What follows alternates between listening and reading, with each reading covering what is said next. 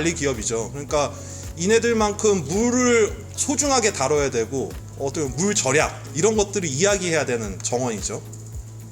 그래서 수자원공사가 하는 활동들이 뭐 댐을 건설한다든지 뭐 어떤 저수지를 만든다든지 이런 활동을 하거든요. 그래서 그 전체적인 이 아이덴티티가 어떤 물을 담는 그릇을 만드는 기업이다, 이렇게 저희가 해석을 했습니다.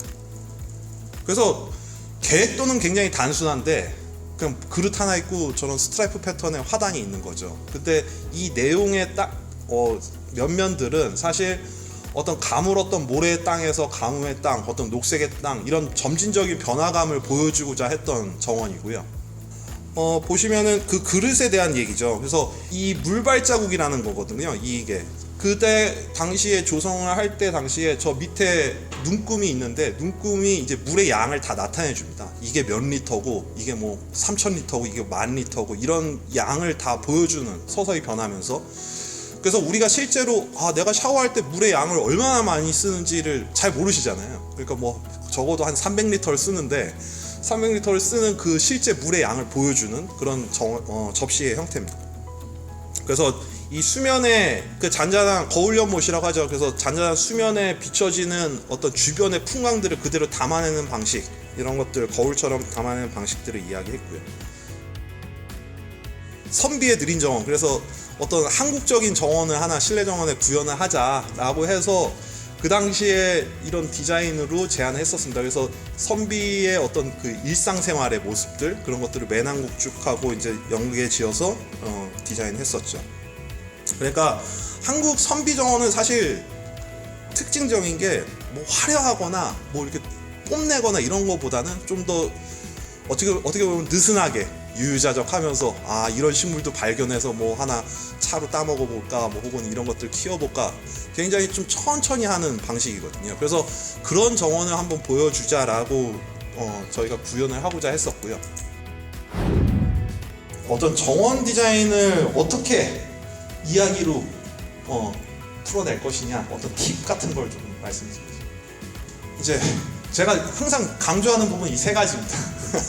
풍경보다 장면, 그리고 사건이 중요하고, 돈보다 시간이 중요하고, 대신하기보다 직접 해라. 먼저 첫 번째, 풍경보다 장면 그리고 사건을 중요시 여겨라라고 얘기하는 거는, 보통 건축가나 조경가들은 여기 마당에서 저 산세를 보기려면은 저 산세를 뭐 차경을 어떻게 해서 여기 나무를 조금 가려주고 뭐 차폐를 어떻게 하고, 이런 풍경 얘기를 엄청 많이 해요. 근데 막상 그 마당을 갖고 있는 정원주 혹은 클라이언트는 이 마당에 서서 어떤 얘기를 하냐면, 이 마당에 푸른 잔디밭이 쫙 깔려서 내 손주들이랑 뭐 바베큐도 해먹고 축구도 찼으면 좋겠고, 뭐 이런 얘기 하세요.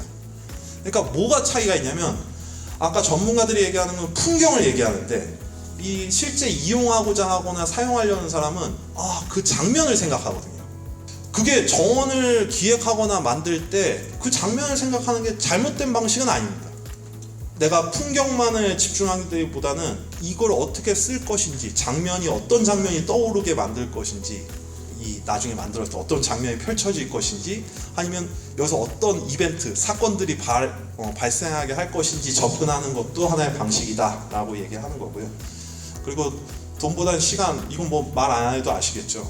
그러니까 처음부터 비싼 큰 나무 심지 말고 작은 거 오랫동안 키우셔도 되는 그런 거죠.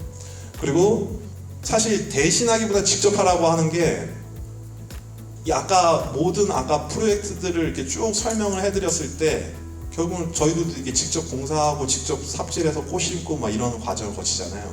그러니까 결국은 이게 우리의 경험의 축적과 어떤 스토리 컨텐츠들이 계속 만들어지는 거거든요. 근데 이거를 내가 큰 돈을 지불해서 누구한테 의뢰를 해서 만들어 달라 하면은 내게 없는 거죠. 내 정원의 기억이 없는 거죠.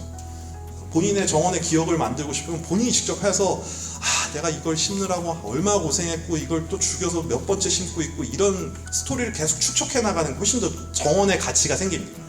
그래서 다시 이제 종합해보면 이 세 가지가 굉장히 중요합니다. 그래서 이런 것들을 함으로써 정원의 어떤 스토리나 이런 것들을, 내가 가지는 정원의 스토리 컨텐츠를 더 풍부하게 만들 수가 있습니다.